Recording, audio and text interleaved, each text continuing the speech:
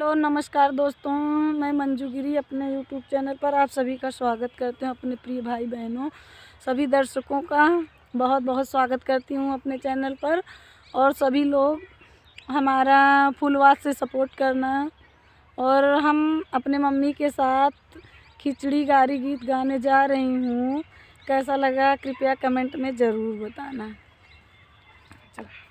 ऋषियान दुल्हा खिचड़ी अपनई से खाइए, ऋषियान दुल्हा खिचड़ी अपनई से खाइए, ऋषियान दुल्हा खिचड़ी अपनई से खाइए। हमारे पापा तोरे घोड़े न गिरिए, हमारे पापा तोरे घोड़े न गिरिए, तोहार पापा घोड़े गिर के मनइए, तोहार पापा घोड़े गिर के मनइए। ऋषियान दुल्हा खिचड़ी अपनई से खाइए, ऋषियान दुल्हा खिचड़ी अपनई से खाइए। हमार भैया हमार चाचा तोरे घोड़े न गिरिए, हमार चाचा तोरे घोड़े न गिरिए, तोहार चाचा घोड़े गिर के मनइए, तोहार चाचा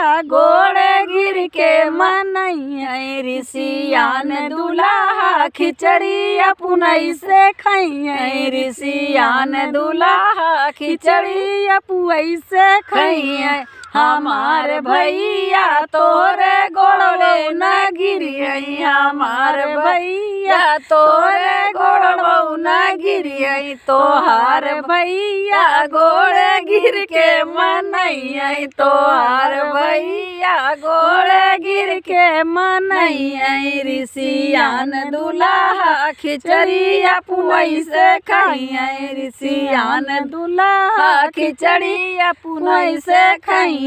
हमार जीजा तोरे घोड़े न गिरिए, हमार जीजा तोरे घोड़े न गिरिए, तोहार जीजा घोड़े गिर के मनइए, तोहार जीजा घोड़े गिर के मनइए। ऋषियान दुल्हा खिचड़ी अपनई से खाइए, ऋषियान दुल्हा खिचड़ी अपनई से खाइए। हमारे फूफा तोरे घोड़े न गिरिए, हमारे फूफा तोरे घोड़े न गिरिए, तोहार फूफा घोड़े गिर के मनइए, तोहार फूफा घोड़े गिर के मनइए। ऋषियान दुल्हा खिचड़ी अपनई से खाइए, ऋषियान दुल्हा खिचड़ी अपनई से खाइए।